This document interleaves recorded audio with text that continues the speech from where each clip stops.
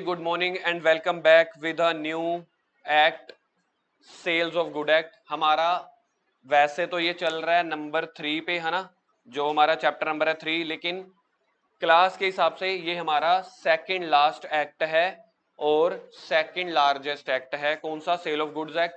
Cell of goods act easy है, day to day routine के लिए है। जैसे नेगोशिएबल इंस्ट्रूमेंट या कंपनीज एक्ट में आप डेली चीजें देख नहीं पाते, यहाँ पे वो चीजें हैं जो आप डेली देख पाओगे।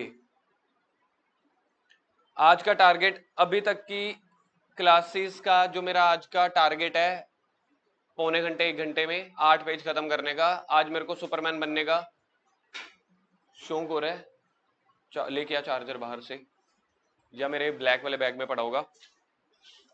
तो सेल्स ऑफ गुड्स एक्ट क्या कहता है? सेल्स ऑफ गुड्स, सेल्स का मतलब पता है तुम्हें? सामान बेचना। कौन सा सामान बेच रहे हैं? गुड्स या एसेट्स? ले आ भाई, ले आ, जल्दी ले आ, अदरवाइज दोबारा से सब कुछ बोलना पड़ेगा। चल चल चल चल चल, चलिए जी, सेल ऑफ गुड्स एक्ट शुरू कर रहे हैं। क्योंकि आज ये वाला जो आज वाला एक्ट हम करेंगे, आज वाला जितना भी पैटर्न है बहुत ज्यादा टेक्निकल कंफ्यूजन वाला नहीं है। ट्राई करेंगे जल्दी से जल्दी, पौने घंटे 1 घंटे में मैं 8 पेज अपने खत्म कराऊं, जो आज का टारगेट है। पूरे सेल्स ऑफ गुड्स में टोटल 4 यूनिट है। यूनिट नंबर 1 2 दिन चलेगा, क्लास लंबी जाए छोटी जाए बड़ी जाए, 5 घंटे की जाए, 2 दिन में पहला यूनिट खत्म करना है। आधा आज खत्म हो जाएगा, आधा कल। Formation of contract of sale, formation का मतलब बनाना, कॉन्ट्रैक्ट ऑफ सेल मतलब सेल का कॉन्ट्रैक्ट बनना। सबसे पहले डिस्कशन कर लेते हैं ये चैप्टर एक्ट कहता क्या है। यहाँ पे एक बंदा है ए। सर आप हमेशा ए ही क्यों लेते हो? क्या बोल रहा भाई? कितने मार्क्स का आना है? ये वाला एक्ट बनेगा आपका 20 से 25 नंबर का, 25 26 24 22 20। ठीक है, तो इसकी वेटेज कितनी बन रही है? 20 से 25 मार्क्स की। 20 से 25 मार्क्स की वेटेज है आउट ऑफ 120। आउट ऑफ 100 नहीं होगी हमारी, सारी वेटेज आउट ऑफ 120 होती है विद चॉइस। तो अगर हम विद चॉइस भी देखें यार, ठीक है, तब भी आपका 15 to 20% कैरी कर रहा है ये चैप्टर। पूरे सिलेबस का 15 से 20% यहां से आएगा। ए एक बंदा है सेलर, ठीक है जी, ये सामान बेचना चाहता है। सामान में आप चानी नहीं, चीनी राशन पानी भी ले सकते हो, आप सामान में गाड़ी भी ले सकते हो, होलसेल का, ठीक है, डीलर से होलसेलर की भी या रिटेलर की भी कोई भी डीलिंग हो सकती है। एक जगह सेलर एक जगह बायर, ये एक दूसरे को पैसे देते हैं। इसके लिए नेगोशिएबल इंस्ट्रूमेंट एक्ट बुक के हिसाब से हमने नहीं किया, मतलब नंबर के हिसाब से, लेकिन एक्चुअल में नेगोशिएबल कर चुके हैं। तो ए और बी आपस में कई बार कॉन्ट्रैक्ट करते हैं कि तुमने मेरा सामान डिलीवरी पहुंचा दी कि नहीं पहुंचाई। कभी कभी बी कहता है एक काम करो, मेरी डिलीवरी आप रख लो, बाद में दे देना। कभी कभी बी कहता है मेरी डिलीवरी अब सी के हाथों दे देना, कंस्ट्रक्टिव डिलीवरी, मेरा एजेंट आ जाएगा लेने। सामान खराब निकला तो क्या हमें किसी के ऊपर केस करने के नहीं करना? पैसे दे रहा है कि नहीं दे रहा? 3 महीने का उधार दे दिया, बाद में पैसे नहीं दे रहा, ठीक है।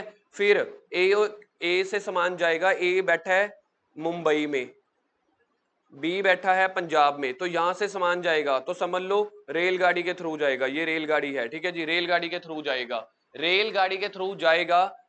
अब रेलगाड़ी में आप लोगों ने देखा मालगाड़ी होती है, आप अपने शहर में जाना कभी, जब वेले हो जाओ ना, मन ना कर रहा हो, स्टेशन पे बैठ जाना, बड़ा अच्छा टाइम पास होता है। मैं भी ऐसे ही करता था पहले, ठीक है, ये बात बस बताना मत किसी को।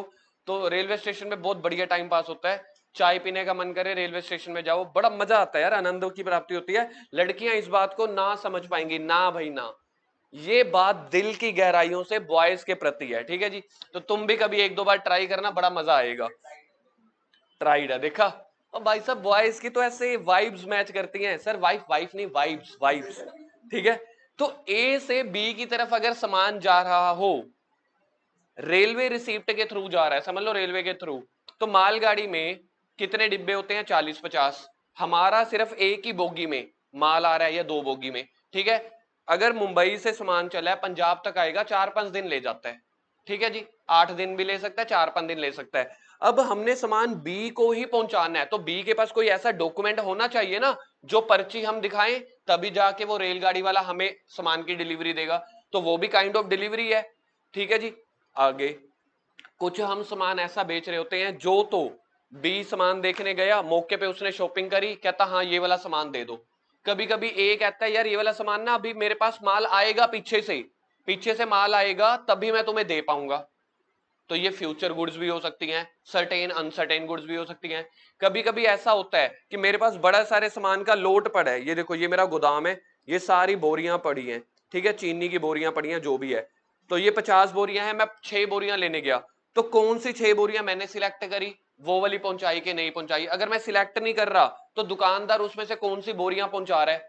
ये सारा गुड्स से रिलेटेड, सामान खरीदने बेचने से रिलेटेड ये वाले एक्ट में आएगा, सेल ऑफ गुड्स एक्ट, जहां पे डिलीवरी हो सकती है, डिलीवरी के टाइटल हो सकते हैं। कभी कभी ए ने बी को ये वाली कार रेंट पे दे दी, क्या कार रेंट पे देना सेल में आएगा, नहीं आएगा। ए ने बी को ट्रक बेचा, एसी बेचा, मशीन बेची, प्रॉपर्टी बेची, सेल, क्या ये इस एक्ट में आएगा कि नहीं आएगा, नहीं आएगा, क्योंकि यहाँ पे गुड्स है।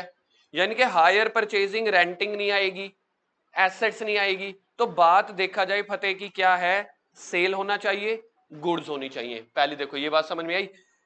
पहला जो ये यूनिट है कोई ज्यादा टेक्निकल नहीं है, ओवरऑल चीजों के मैंने आप लोगों को पॉइंट बता दिए। अच्छा, अगर हमने बीच में कोई एजेंट रखा है, मैंने कहा मेरे बिहाफ पे सामान भेज दियो, इसकी सबसे बड़ी एग्जांपल, सबसे देसी, जब आप राजपुरा से पटियाला, चंडीगढ़, दिल्ली, अमृतसर कहीं जा रहे हो, रास्ते में टेडी बियर बिछे पड़े होते हैं, रास्ते में क्रोकरी वाला सामान बिछा पड़ा होता है फुटपाथ पे, कई सारी ऐसे हैंडक्राफ्ट वाली चीजें होती हैं। तो हमने एजेंट को बोल दिया हमारा सामान खरीदियो बेचियो, क्या मेरा एजेंट और मेरा सेल ऑफ गुड्स है, नहीं, लेकिन वो बायर को बेच रहा है तो वो मेरे बिहाफ पे क्या सेल मानी जाएगी, यस। तो ऐसी सारी चीजें सेल ऑफ गुड्स में आने वाली हैं जो आप डे टू डे रूटीन में यूज करते हो। चलो जी, सबसे पहले बात करते हैं सेल ऑफ गुड्स का एक्ट।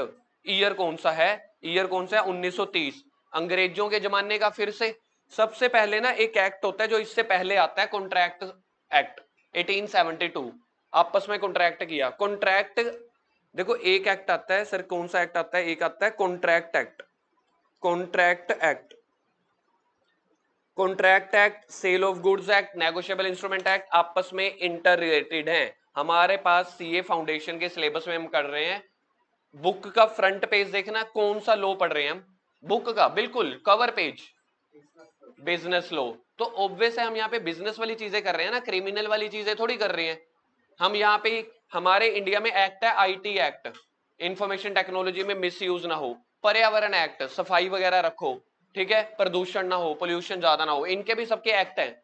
क्या हमें वो पढ़ने हैं, सोच के देखो, पोल्यूशन होना ना होना फैक्ट्री वालों का, क्या वो बिजनेस लॉ में आता है, इसलिए हमारे पास कौन से लॉ हैं, बिजनेस लॉ। ऑब्वियस है बिजनेस लॉ सारे क्या होंगे, इंटरकनेक्टेड। सबसे पहला आता है हमारे सिलेबस में कॉन्ट्रैक्ट एक्ट, ए ने बी के साथ कॉन्ट्रैक्ट किया, मुकर ना जाए, सामान आधा ना दे, सामान डिफेक्टेड ना दे, पैसे दे रहा है कि नहीं दे रहा, जितने में सौदा हुआ है उतने में है कि नहीं, ठीक है। मैंने सामान दिया, कपड़े प्रेस करने के लिए दिए, मैंने कोट पैंट दिया कि आज मैंने सेमिनार में जाना, मेरा कोट पैंट प्रेस कर दे, उसने अपने पास ही रख लिया, क्या ये कॉन्ट्रैक्ट एक्ट में है, बिल्कुल है, क्यों, क्योंकि सामान हमारा है, पोजेशन किसी और के पास है। इसी के बीच में ये आता है सेल एक्ट, इसी के साथ ही रिलेटेड आ जाता है नेगोशिएबल इंस्ट्रूमेंट, क्योंकि पेमेंट आप चेक के थ्रू दे सकते हो। तो आप अगर आज ही ये बात खोल लोगे ना, दिमाग में बिठा लोगे कि जो हम बिजनेस लॉ पढ़ रहे हैं, जो हम बिजनेस लॉ पढ़ रहे हैं वो आपस में इंटर रिलेटेड हैं।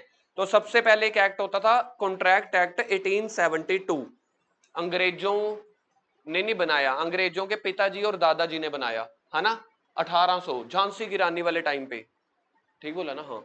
तो वो वाले टाइम पे भी अंग्रेजों, मैंने तुम्हें हर एक्ट में बोला है, हर एक्ट में अंग्रेजों को हमसे पहले मैच्योरिटी आ गई थी।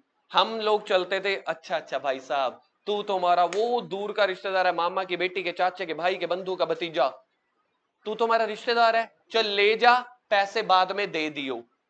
आगम ऐसा नहीं करता, आगम कहता है प्रैक्टिकल, लेकिन ज्यादातर हिंदुस्तानी ऐसे ही करते थे।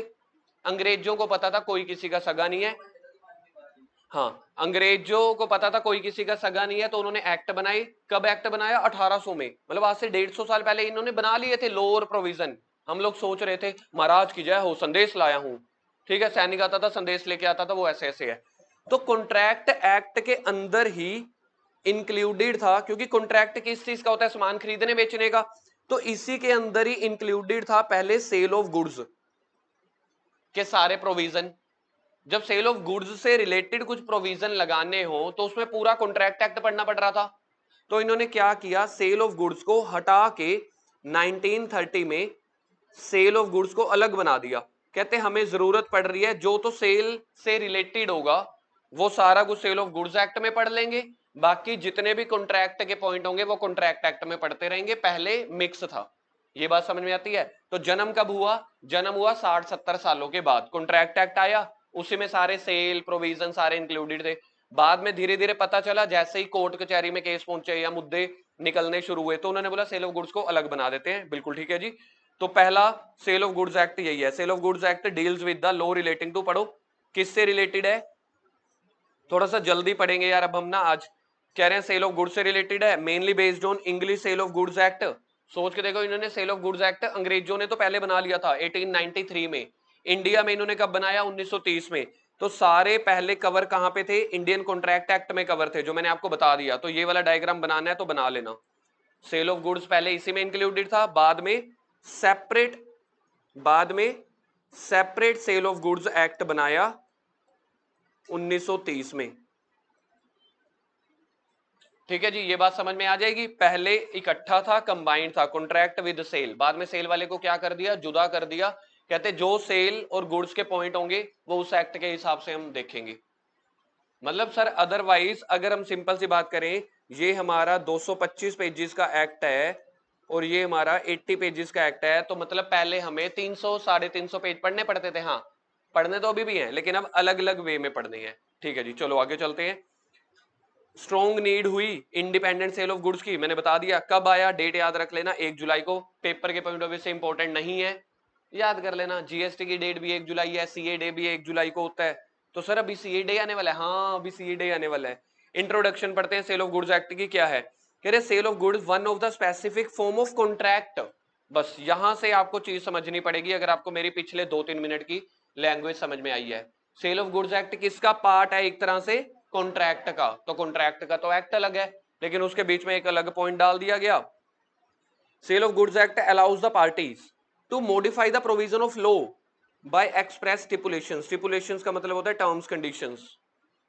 कुछ अपने अगर पॉइंट 1-2 चेंज करने हैं, डालने हैं, ठीक है, अपने हिसाब से कंडीशन रखनी है, सेल ऑफ गुड्स की, उधार का पीरियड, ये वो कर लेना। लेकिन सिर्फ थोड़ी बहुत फ्रीडम दी गई है, सारी फ्रीडम नहीं दी गई कि आप सारे लॉ एक्ट में चेंज कर देना। अपने हिसाब से जो आप कॉन्ट्रैक्ट कर रहे हो, सेल ऑफ गुड्स कर रहे हो, थोड़ा बहुत अपने हिसाब से मॉडिफाई कर सकते हो, ज्यादा नहीं। ठीक है जी। तो उसके बाद स्कोप ऑफ द एक्ट मैंने आपको बता दिया। स्कोप ऑफ द एक्ट में क्या आएगा?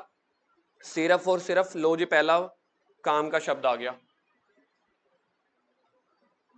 ठीक है, ओनली डील्स विद, जल्दी जल्दी, only deals with movable properties.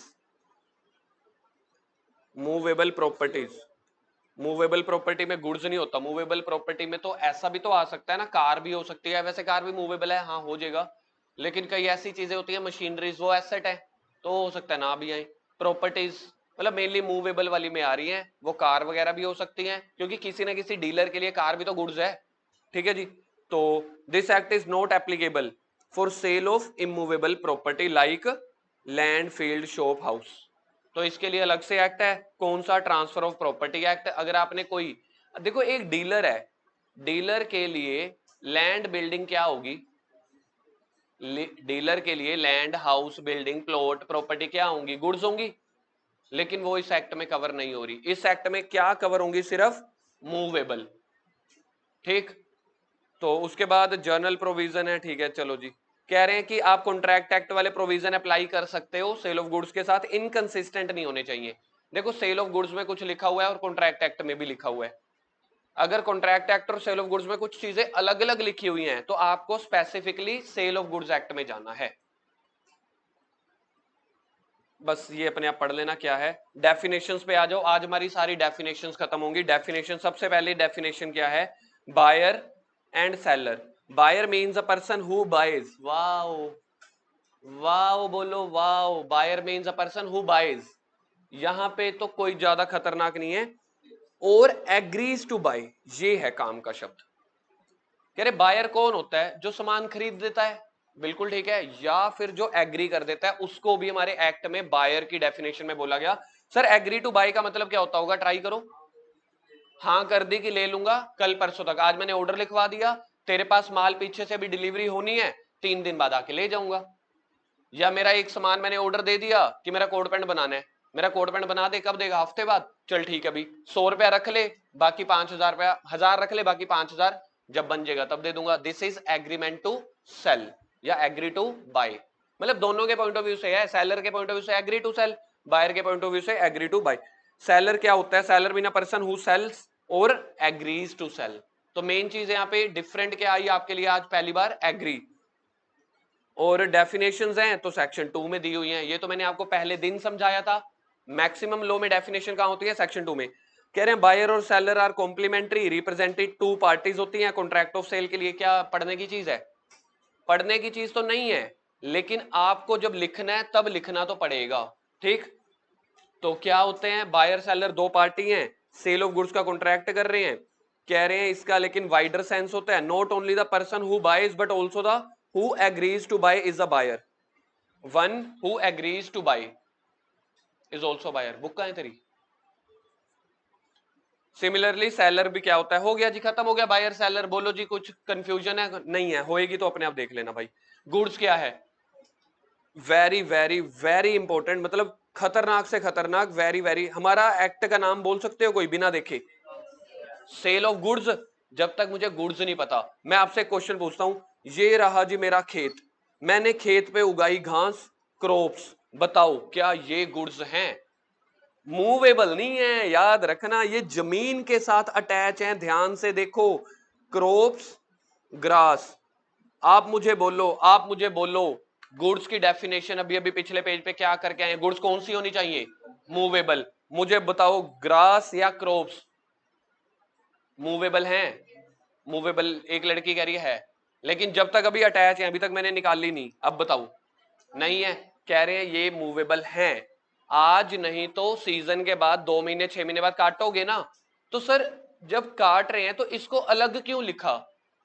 Law ने ना गुड्स को लिखा movable property including this this this, उसमें ये 2-3 चीजें डाली। जब मैंने पहली बार बीकॉम में पढ़ा था, मेरा दिमाग फिरक गया था।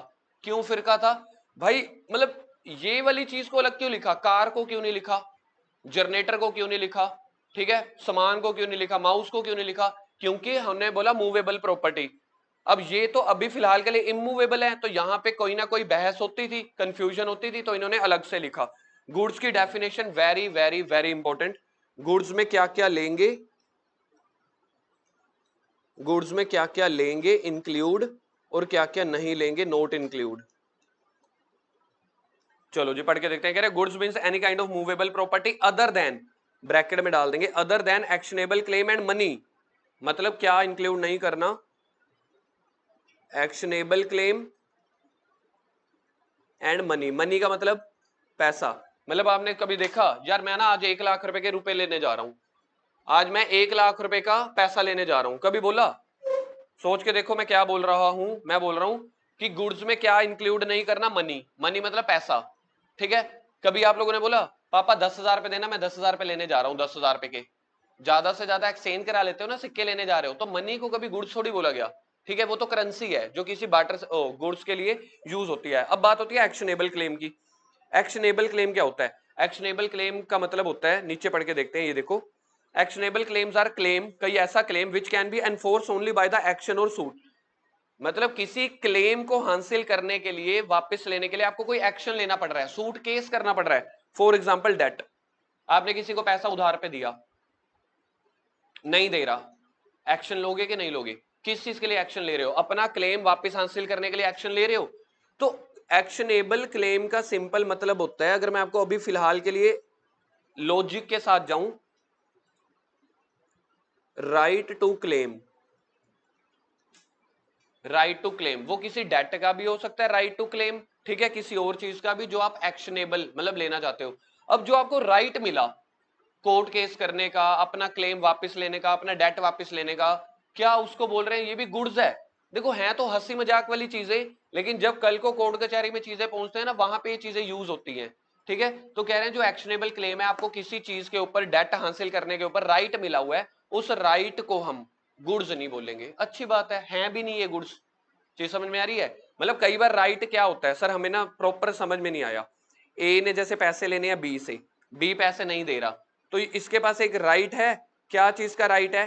क्लेम वापस लेने का, that is called actionable claim. मैं कोई एक्शन लूंगा, मैं सूट केस भी कर सकता हूं, किस चीज का? डेट को वापस लेने का। बिल्कुल ठीक है जी।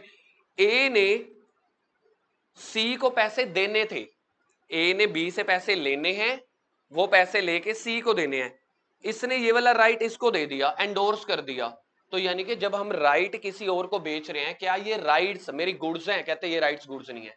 बस इतना बहुत है मेरे लिए, है ना। तो 2 मिनट की डिस्कशन हो चुकी है। तो एक्शनेबल क्लेम्स क्या होते हैं? वो क्लेम जिनको आप एनफोर्स करते हो, एग्जीक्यूट करते हो किसी एक्शन से, किसी केस के द्वारा।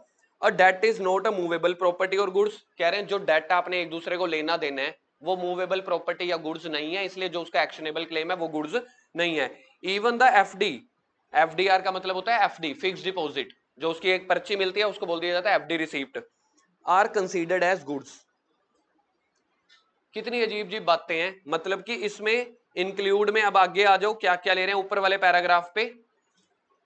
Goods means every kind of movable property other than actionable और क्लेम। तो क्या क्या माइनस कर दिया? मनी और actionable claim. Include stock, shares, crops, grass, things attach to या forming part of land which can be severed या separated from the land before the sale या कॉन्ट्रैक्ट। मुझे बताओ एक पेड़ जो अलग नहीं हो सकता, पूरा पेड़ बोल रहा हूं, ग्रास या क्रॉप्स नहीं बोल रहा। पेड़ों की लाइफ 100 साल होती है, 50 साल होती है, 40 साल होती है। क्या मुझे बताओ ट्रीज मूवेबल गुड्स होंगी?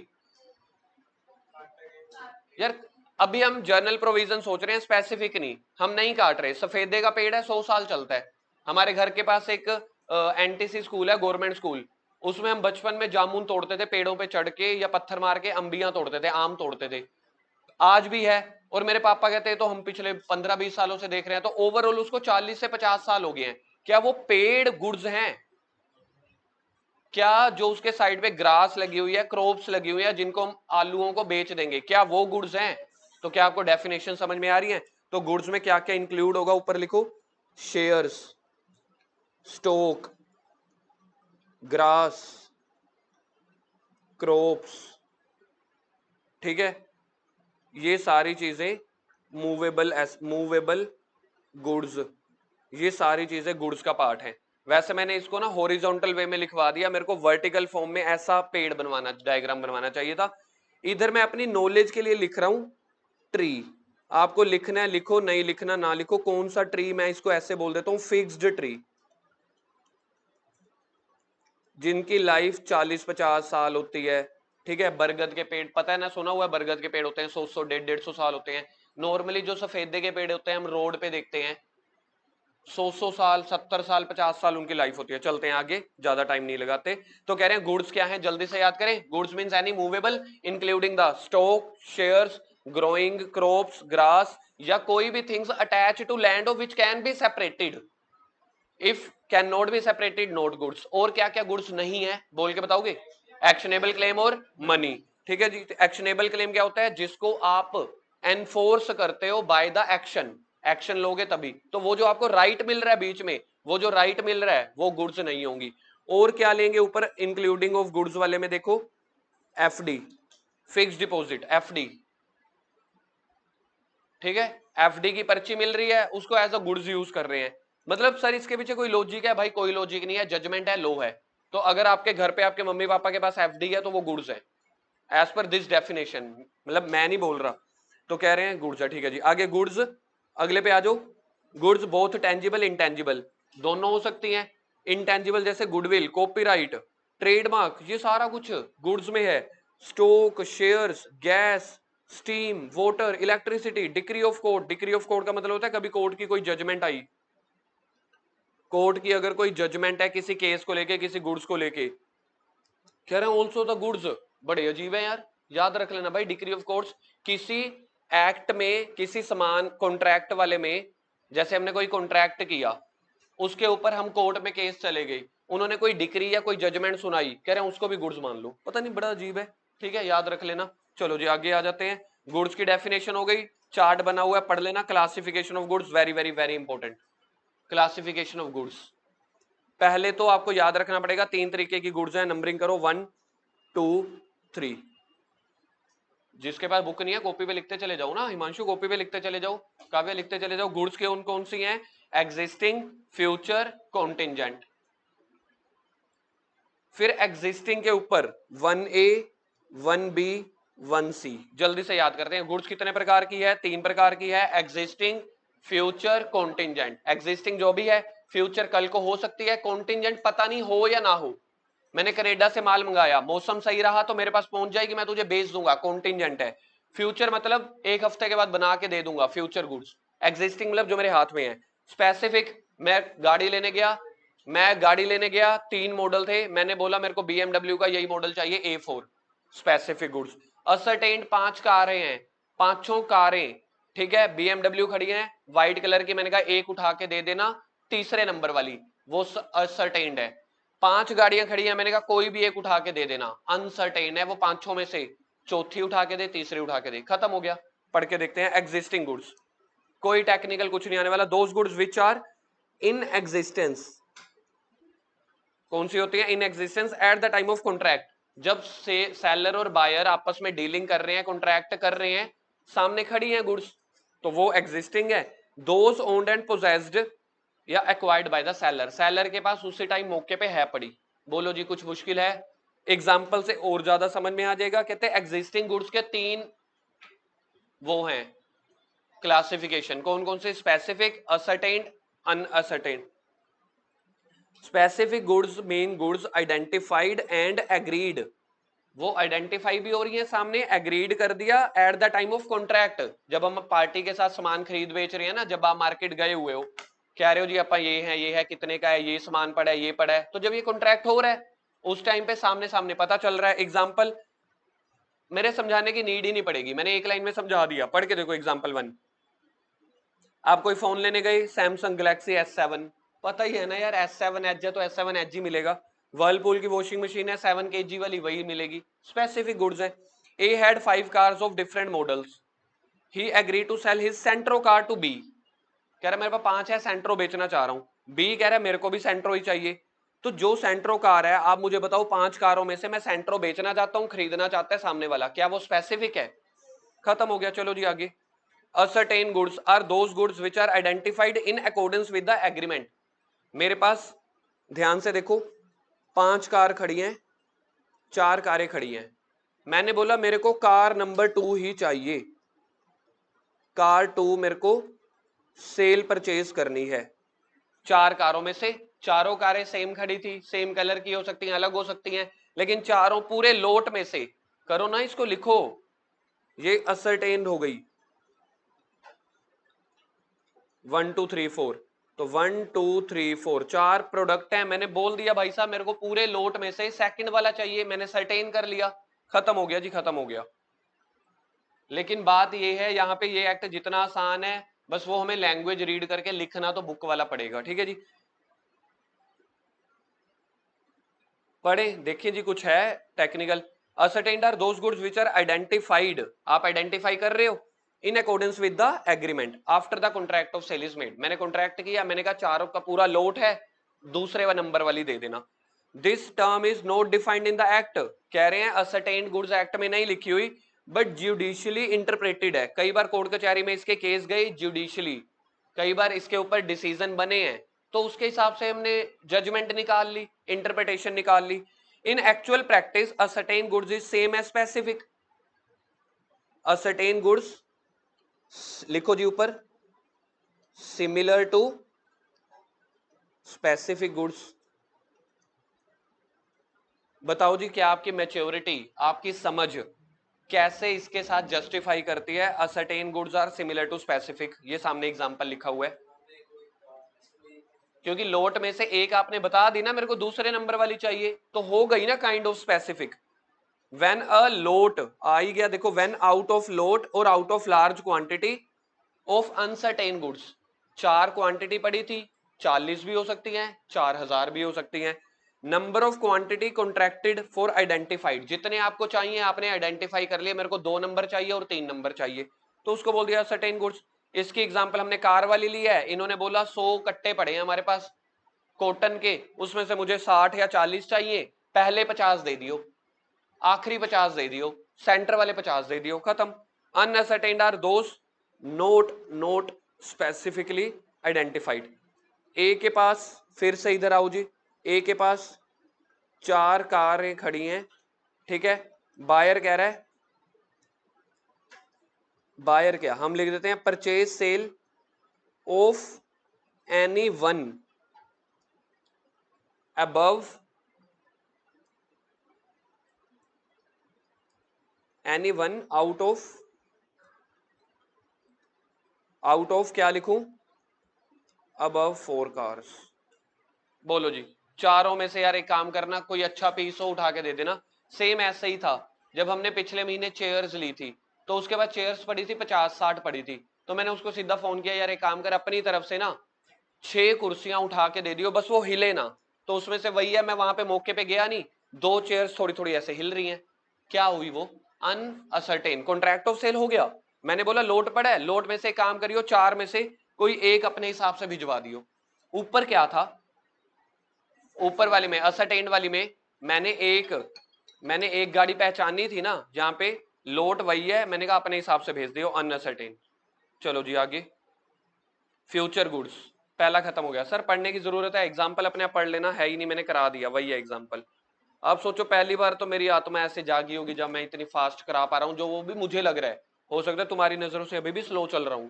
फ्यूचर गुड्स क्या होती हैं, ऐसी गुड्स जो मैंने एग्रीमेंट कर लिया, कॉन्ट्रैक्ट कर लिया, भाई अभी नहीं है, बना के दे दूंगा, ऑर्डर पे नहीं होती, वो गुड्स है future goods. Means goods to be manufacture का मतलब हो चुकी है कि करनी है, या प्रोड्यूस या acquired by the seller after making contract. मैंने बोला पीछे से माल आएगा, चला हुआ माल, ठीक है, कल परसों तक आ जाएगा, तेरे को डिलीवरी पहुंचा दूंगा, ये पक्का हो गया भाई।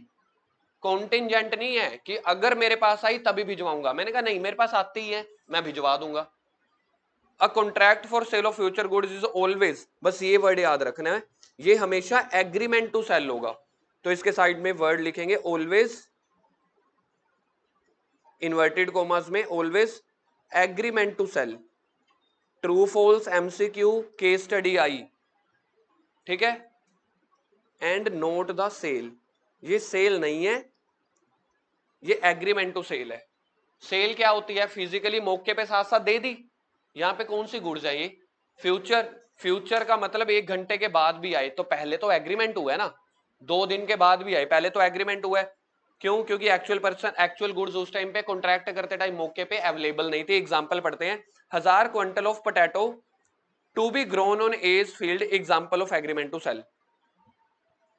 आड़ती आया, कहता यार मेरे बिहाफ पे ना, तेरे पास फील्ड है, खेत है, ठीक है, 1000 क्विंटल आलू बना ले और मुझे भेज दियो 2-2.5 महीने बाद, ये ले एडवांस पकड़। वो कहता ठीक है जी मैं कर दूंगा।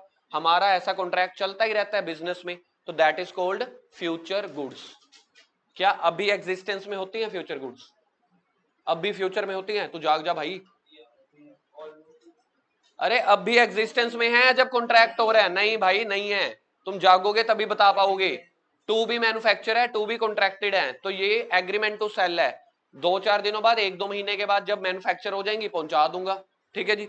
दूसरा example, P agree to sell Q all the milk, जो उसकी काऊ यील्ड करेगी, जो उसकी काऊ दूध निकालेगी मैं तुझे ही बेचूंगा, ठीक है, काऊ मिल्क निकालेगी अगले दिन सुबह, तो ये सेल है कि एग्रीमेंट टू सेल है, एग्रीमेंट टू सेल। कॉन्ट्रैक्ट आज हुआ है, दूध कल मिलेगा, तो ये क्या हुआ, फ्यूचर गुड्स। चले जी आगे, नेक्स्ट पे आ जाओ, contingent goods, kind of future है, फ्यूचर में असर्टेन था, पक्का था, यहां पे पक्का नहीं है। कॉन्टिंजेंसी का मतलब है होगा नहीं होगा, जैसे अगर मेरी गाय ने बछड़ा दिया तो मैं तुझे बेच दूंगा। मैंने कनाडा से आईफोन मंगाया हुआ है, ऑस्ट्रेलिया से आईफोन मंगाया हुआ है, अगर मेरे पास आ गया वो मैं तुझे बेच दूंगा। अगर आया, इफ बट लगा दिया, where there is if but, that is not future goods, that are contingent goods. Acquisition of goods depend upon, ये देखो ये वर्ड अगर आप पेपर में अब ना लिख के आए तो कैसे बात बनेगी ना, ये वाला वर्ड जहां पे मैंने टिक लगाया है, ये किसके ऊपर डिपेंड है, किसी अनसर्टेन इवेंट के ऊपर, that is called contingent. For example, चल एग्जाम्पल नीचे ही आ जाएंगी, contingent also operate agreement to sell, क्या ये सेल हो सकता है। जब फ्यूचर गुड्स सेल नहीं थी, जो सर्टेन है, तो कॉन्टिंजेंट गुड्स कैसे सेल हो सकती हैं, ये सेल नहीं है, एग्रीमेंट टू सेल है। तो यानी कि 2 चीजें होती हैं, सेल, सेल हमेशा प्रेजेंट गुड्स की होती है, एग्जिस्टिंग गुड्स की है पड़ी, ले जाओ, डिलीवरी चाहे कल पहुंचा देंगे। Agreement to sell future goods की आ जाएंगी, पक्का है। कॉन्टिजेंट आएंगी नहीं आएंगी पक्का नहीं है। फ्यूचर गुड्स के साथ क्या मेरे इमोशंस लिंक हो रहे हैं, सामान तो दे ही दूंगा। कॉन्टिजेंट के साथ सामान दे सकता हूं, तो यहां पे वर्ड है अनसर्टेन, मतलब सकता हूं, सामान बेच सकता हूं। Can be possible, can and can not be possible, can be possible और कैन नॉट बी पॉसिबल। लो जी सर, बात समझ में आ गई है, आप आगे चलो। आज आपने कहा था स्पीड का टारगेट है, ठीक है, चीज समझ में आती है। यहां पे फ्यूचर गुड्स में क्या सामान जाएगा ही जाएगा, जाएगा फ्यूचर में जाएगा। क्या वहां पे सेल था क्या एग्रीमेंट? वहां पे भी एग्रीमेंट था, क्योंकि सामान तो फ्यूचर में जाना है। यहां पे भी एग्रीमेंट है, लेकिन क्या है, अनसर्टेन है। मेरे पास आया तो भेज दूंगा, काऊ ने बछड़ा दिया, छोटी गाय दी तो बेच दूंगा, ठीक है जी। इसके बाद in other words, like the future goods, like the future goods, property does not, ध्यान से पढ़ना, अगर तुम्हें कॉन्सेप्ट समझ आया तभी तुम्हें ये वाली लाइन समझ में आएगी। Property does not pass to buyer at the time of contract, contract के टाइम पे है ही नहीं, फ्यूचर में आएगा ना, ठीक है जी। A agree to sell B a Picasso painting provided he is able to purchase from present owner, अगर मैंने किसी ओनर से एक पेंटिंग खरीद ली, चल अपनी डील हो गई, मैं तुझे बेच दूंगा, हो सकता है मुझे सामने वाला बायर जो सेलर है वो बेचे ही ना। क्या ये फ्यूचर गुड्स हैं या ये कॉन्टिजेंसी है? क्यों? क्योंकि हो सकता है सामने वाला मुझे ना दे। अगर ए ने मुझे पेंटिंग बेच दी, डिलीवरी होगी 2-4 दिनों के बाद, फिर मैं तेरे को दे दूंगा, कॉन्टिजेंट या फ्यूचर? फ्यूचर, क्योंकि ए ने मेरे को बेच दी, मैं तुझे दे दूंगा। कब दूंगा? जब मेरे पास डिलीवरी आ जाएगी, हफ्ते 10 दिन के बाद, ठीक है जी। सेम ऐसे ही अगले एग्जांपल है, पढ़ लेना। अगली डेफिनेशन आती है डिलीवरी। आपको पता है 2 डेफिनेशन होगी है, कोई बता सकता है कौन कौन सी? सबसे पहले किस चीज की आई थी? बाय सेल की, है ना। इधर देखो, सबसे पहली डेफिनेशन आई थी बायर और सेलर की, फिर उसके बाद आई थी गुड्स की और उसके आइटम्स की। तीसरी डेफिनेशन डिलीवरी। डिलीवरी क्या होता है? डिलीवरी मतलब एक पोजेशन, एक इंसान से दूसरे सामान, दूसरे पर्सन के पास पोजेशन चली जाए। डिलीवरी में be voluntarily transfer of possession from one person to another, मुझे नहीं लगता कुछ खास है।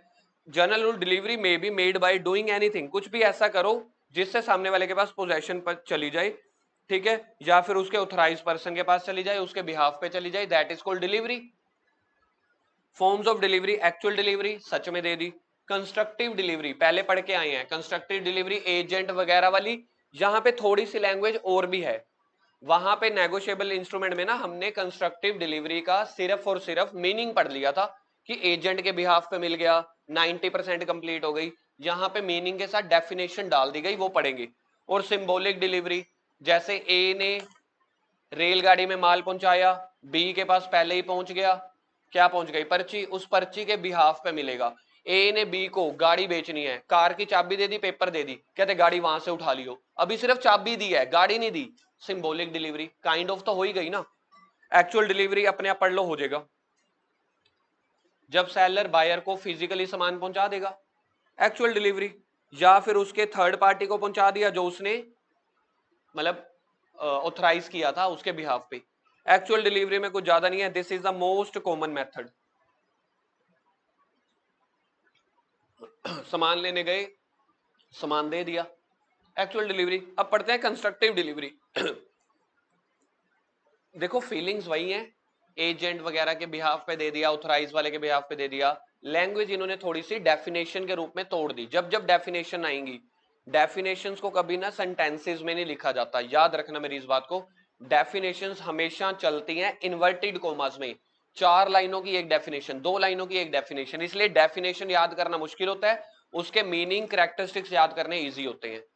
Definition: when transfer of goods is effected by without any change in the custody or actual possession of the thing in the case of delivery by atonement acknowledgement। यहां पे ना आप acknowledge कर रहे होते हो। देखो A ने B को सामान बेचा, बताओ पोजेशन किसके पास है अभी फिलहाल, जब तक डिलीवरी गई नहीं? A के पास।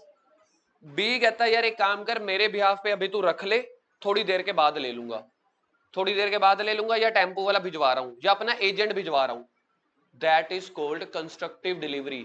अभी तो डिलीवरी की पोजेशन मेरे पास ही है, लेकिन मैंने सामान बेच दिया, किसी ना किसी थोड़े और एक्शन से इसकी मैं डिलीवरी बाद में ले लूंगा अपने एजेंट को भेज के, अभी तू रख ले, बारिश पड़ रही है कल ले लूंगा।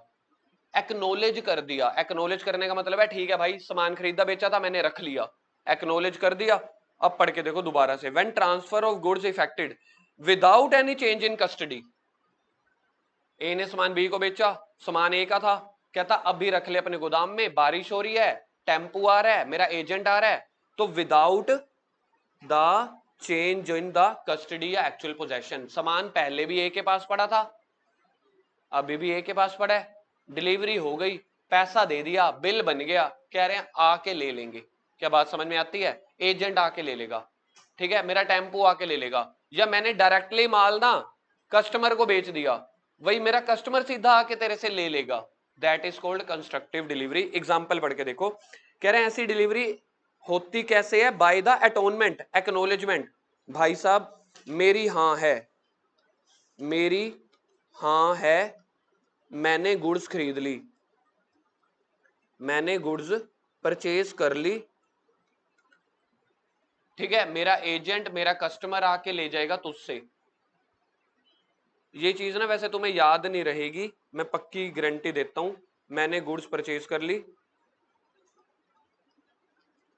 बाद में ले जाऊंगा,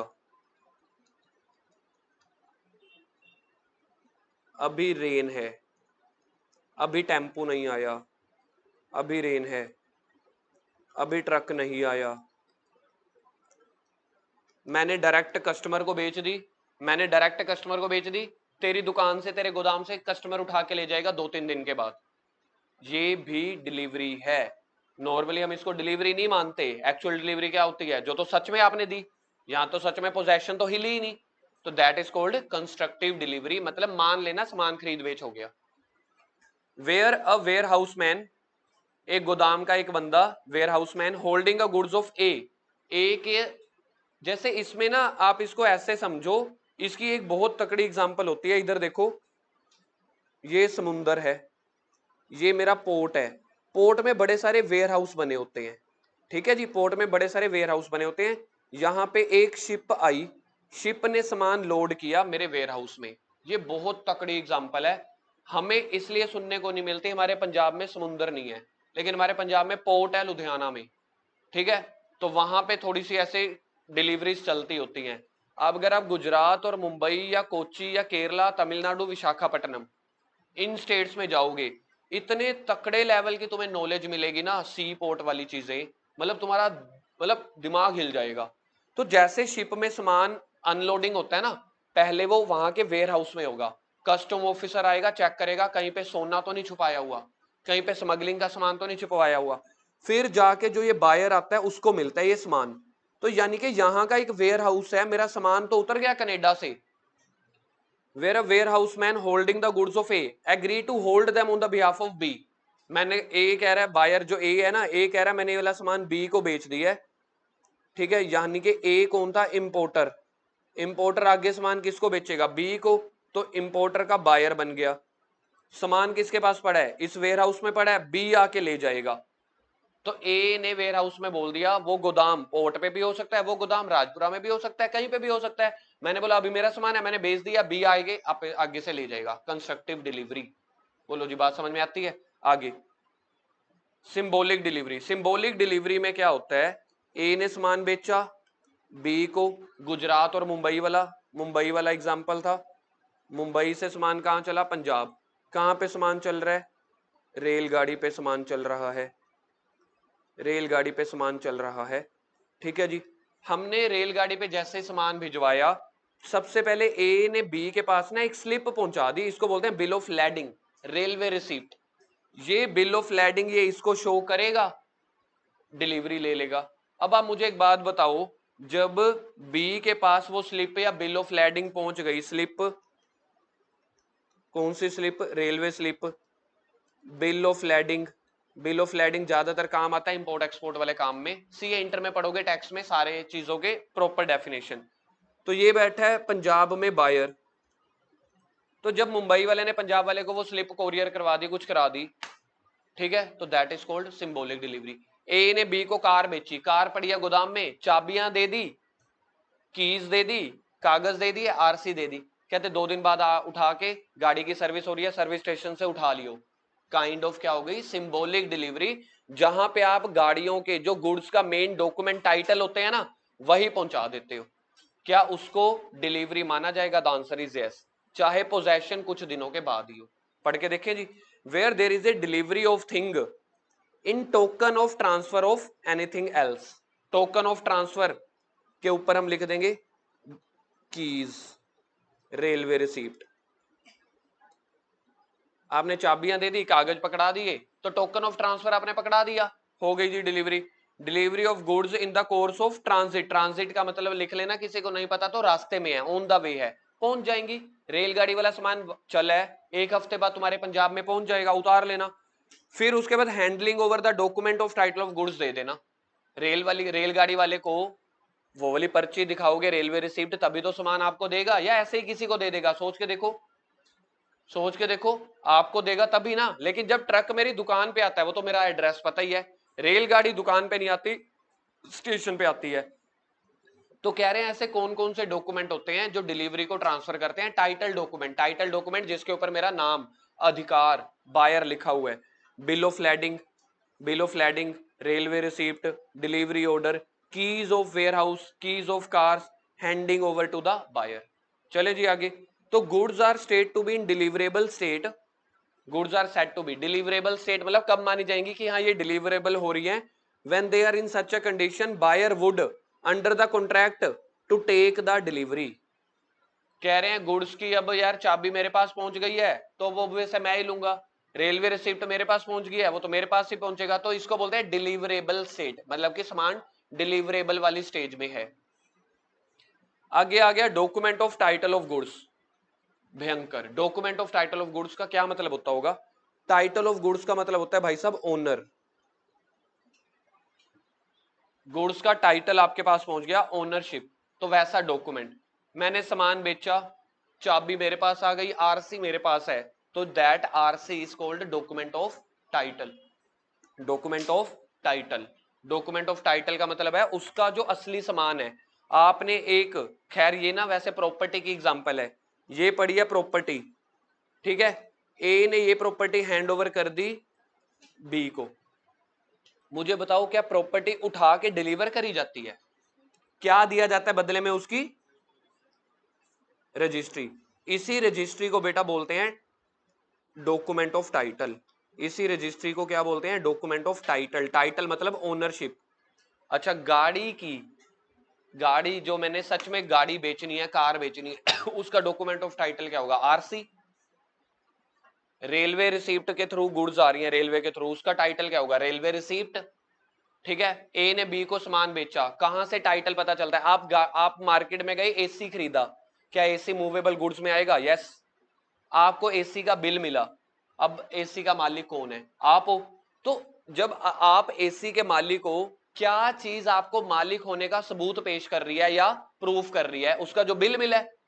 तो उसी बिल को, जब हमारे पास वो बिल आता है ना, मोबाइल का बिल, एसी का बिल, रेलवे रिसीप्ट, गाड़ी की आरसी, प्रॉपर्टी की रजिस्ट्री, इसको बोलते हैं डॉक्यूमेंट ऑफ टाइटल, कि आपके नाम पे चढ़ गया। क्या बात समझ में आती है सर? यस।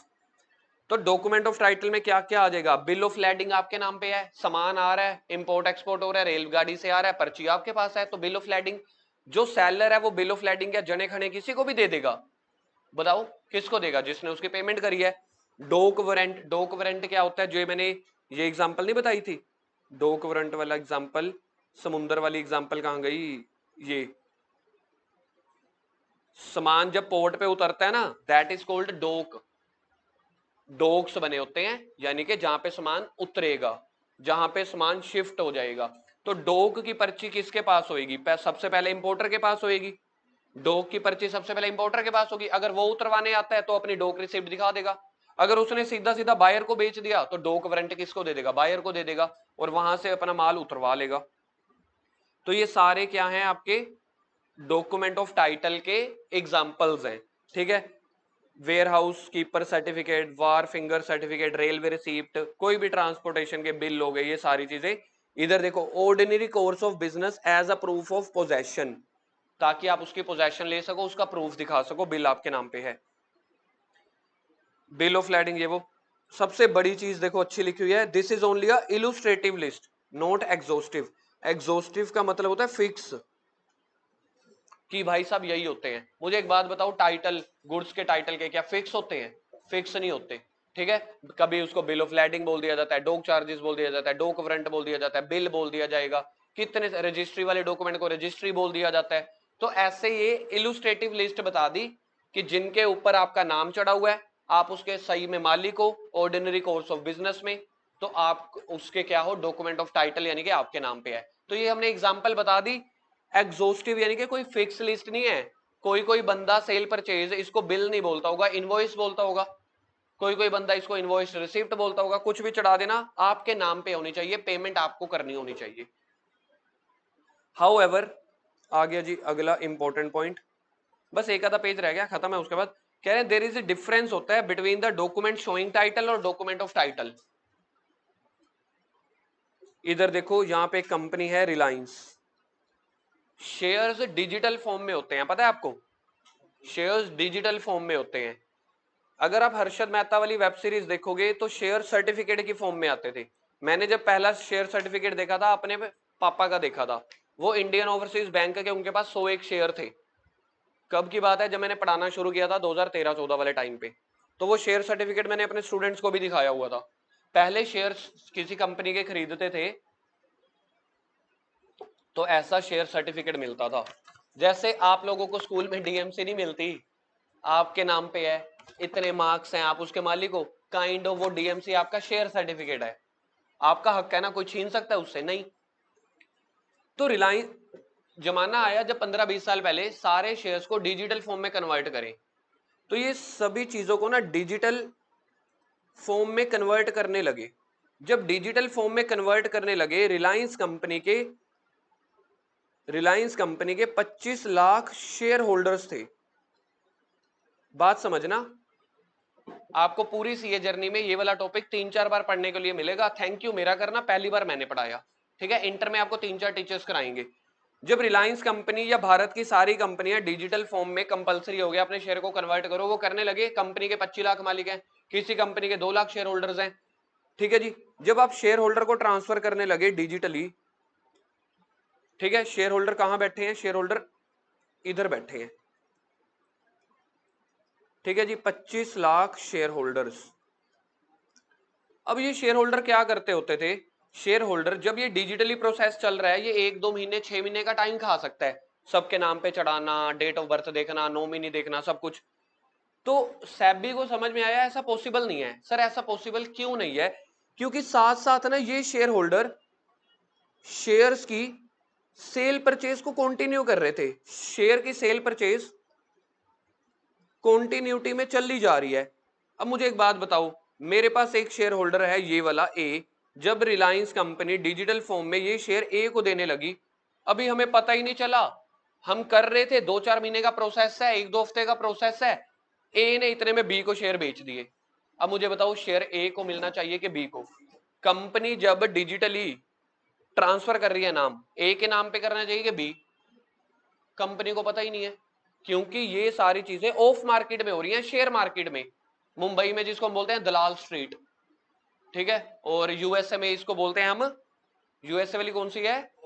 Wolff Street. तो हमारे उधर जा रहे हैं, वहां पे सामान की डिलीवरी हो रही है, कागजों में नाम अभी भी ए का खड़ा है, उसका ओनर बन गया बी, तो यहां पे तो दुविधा आ जाएगी, ठीक है। पूरा मैं डिटेल कॉन्सेप्ट नहीं करा रहा, 15 मिनट का है, मैं आपको सिर्फ 2-2.5 मिनट में करा रहा हूं, तो मेरे ऊपर ज्यादा क्वेश्चंस नहीं रेस करने, ना क्वेरी रेस करनी है। इन्होंने, रिलायंस ने और सैबी ने मिलकर, गवर्नमेंट ने मिल के ना बीच में CDSL centralize depository system, security system जो भी होता है, सीडीएसएल, ठीक है। सीडीएसएल एक ऑर्गेनाइजेशन है सैबी की, शेयर मार्केट की, स्टॉक एक्सचेंज की। आप इसको ऐसे समझो, इन्होंने ट्रांसफर कर दिया डिजिटली शेयर्स इन्होंने in the name of CDSL। CDSL के नाम पे सारे के सारे समझ लो कंपनी के पास, रिलायंस कंपनी के पास 2 करोड़ शेयर्स हैं, इनके नाम पे चढ़ा दिए। ठीक है जी, इसको बोलते हैं बेनिफिशियरी ओनर। बेनिफिशियरी ओनर का मतलब होता है, एक होता है बेनिफिशियरी ओनर, एक होता है बेनिफिशियरी। ये इनको बेनिफिशियरी बना दिया, बेनिफिशियरी हमने इसके नाम पे चढ़ा दिया। क्या सच में CDSL जो है एक ऑर्गेनाइजेशन है, गवर्नमेंट बॉडी है, क्या सच में रिलायंस कंपनी के शेयर होल्डर हैं वो? सच में शेयर होल्डर कौन है? वो 25 लाख लोग। इन्होंने बोला जब भी अब शेयर की सेल परचेज होगी ना, CDSL को बता देना, CDSL के साथ डील करते रहना। CDSL क्या करेगा, अपना नाम CDSL जो करेगा ना, ए का नाम हटा के बी का कर देगा, बी का हटा के सी को कर देगा। बार बार रिलायंस कंपनी के पास जाओगे कि मैंने अपना शेयर बेच दिया, मेरा नाम हटा दो, बी का नाम चढ़ा दो। रिलायंस कंपनी मुझे बताओ अपना धंधा करेगी या ये शेयर मार्केट का काम देखेगी? आप बताओ। रिलायंस का काम शेयर खरीदना बेचना है कि ऑयल करना, ऑयलिंग का काम है। तो यानी कि बीच में, हर कंपनी के बीच में CDSL को डाल दिया, डिजिटली उसके नाम पे शेयर चढ़ा दिए गए, तो इसको बोल दिया गया बेनिफिशियरी। इसको बोल दिया गया बेनिफिशियरी। डॉक्यूमेंट इनके पास पता है क्या है? Document showing title. और जो ये असली के शेयर होल्डर्स हैं, जो ये रियल शेयर होल्डर्स हैं, इनके नाम पे क्या है? Document of title. और डॉक्यूमेंट ऑफ टाइटल इसको बोला गया beneficial owner. Ultimately beneficial owners कौन है? हो सकता है, मुझे जो लग रहा है, मैंने बेनिफिशियरी और बेनिफिशियल ओनर में शायद गलती ना कर दी हो। मेरे को भी फिलहाल के लिए याद नहीं आ रहा कि बेनिफिशियल ओनर इसको बोलते हैं कि इसको। दो नाम होते हैं, बेनिफिशियरी, बेनिफिशियल ओनर। तो मैंने ओनर नाम पहचाना, तो ओनर के पॉइंट ऑफ व्यू से मैंने शेयर होल्डर को ओनर का नाम लिख दिया। मे बी जब आप यूट्यूब करोगे या कल को पढ़ोगे तो बस यहां पे देख लेना कि ये मैंने बेनिफिशियरी और बेनिफिशियल ओनर 99% तो सही लिखे हैं कि गलत। अब मुझे एक बात बताओ, टॉपिक पढ़ो। कह रहे एक डिफरेंस है, एक बंदा आया आपके पास, एक कंपनी आई, वो डॉक्यूमेंट शोइंग टाइटल दिखा रही है, कह रहे हैं कि शायद मैं ओनर हूं, भाई साहब देख लो। तो डॉक्यूमेंट शोइंग टाइटल कौन हो गया? CDSL। CDSL के नाम पे रिलायंस कंपनी ने शेयर चढ़ा दिए गवर्नमेंट के कहने पे। उसका रियल ओनर कौन है? मुझे बताओ। डॉक्यूमेंट ऑफ टाइटल, सच में डॉक्यूमेंट ऑफ टाइटल किसके पास है? शेयर होल्डर के पास है। क्या आपको अब ये बात समझ में आती है? तो इस डायग्राम का स्क्रीनशॉट ले लेना, फोटो भेज दूंगा, ये बना लेना, तभी समझ में आएगा। डॉक्यूमेंट शोइंग टाइटल का मतलब है आपको लग रहा है ओनर है कागजों में, लेकिन उसका रियल ओनर, बेनिफिशियल ओनर कौन है? यानी कि डॉक्यूमेंट ऑफ टाइटल किसके नाम पे चढ़ा है? शेयर होल्डर के नाम पे। अगले पे आ जाओ। मर्केंटाइल एजेंट कौन होता है? चलेगा चलेगा भाई साहब, तुम एक दूसरे को देखो, जो मर्जी करो, टारगेट पूरा होएगा। मर्केंटाइल एजेंट कौन सा होता है? जिसको हमने सामान दे दिया, मेरे भी यहाँ पे सामान खरीद बेच लियो, खत्म जी खत्म। It means a agent who in the customary course of business has such agent authority either to sell the goods और कंसाइन द गुड्स। मैंने उसको बोला मेरे भी यहाँ पे सामान बेचता रहियो, उसको पहुंचा दियो, ठीक है, पैसे उधार ले लियो, कर लियो, एजेंट है, मैंने रखा हुआ है दुकान में। सच काइंड ऑफ एजेंट को ऑक्शनियर, जैसे हमने नीलामी करनी है, मैंने बोला अभी सामान तू अपने पास रख, मेरे बिहाफ पे बिकवा दियो। क्या जो ऑक्शनियर है, जो करवा रहा है नीलामी, वो ओनर है? डॉक्यूमेंट ऑफ टाइटल सेलर के पास है, तो वो तो मेरा एजेंट है। प्रॉपर्टी क्या होती है? प्रॉपर्टी मींस ओनरशिप, यानी कि डॉक्यूमेंट ऑफ टाइटल और जनरल प्रॉपर्टी। बस 2-3 रह गए। सबसे पहले एक काम करो, छोटे वालों पे आ जाओ यार। इंसॉल्वेंट क्या होता है? हाँ, इंसॉल्वेंट। हाँ सर, इंसॉल्वेंट मतलब इंसॉल्वेंट। बहुत शाबाश, बड़ी अच्छी डेफिनेशन बताते हो। अगर मुझे किसी को इंसॉल्वेंट बोलना हो तो क्या है कि उसके पास उतना पैसा नहीं है वो अपनी डेट लाइबिलिटी को पूरा कर सके। सिंपल बोलूं, expenses are greater than income, liability are greater than assets. Price क्या होता है? जिस प्राइस पे बेच रहे हो, खत्म। क्वालिटी ऑफ गुड्स क्या होता है? कह रहे जिस कंडीशन में, जिस स्टेट में है। चलो जी, प्रॉपर्टी पे आ जाते हैं। प्रॉपर्टी क्या है? ओनरशिप। दो तरह की प्रॉपर्टी होती है, एक जनरल प्रॉपर्टी, एक एक एक एक कहां पे गया? स्पेशल प्रॉपर्टी ढूंढो यार, कहां गया?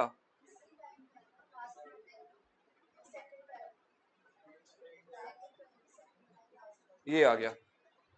एक हो गया जनरल प्रॉपर्टी, एक होता है स्पेशल प्रॉपर्टी।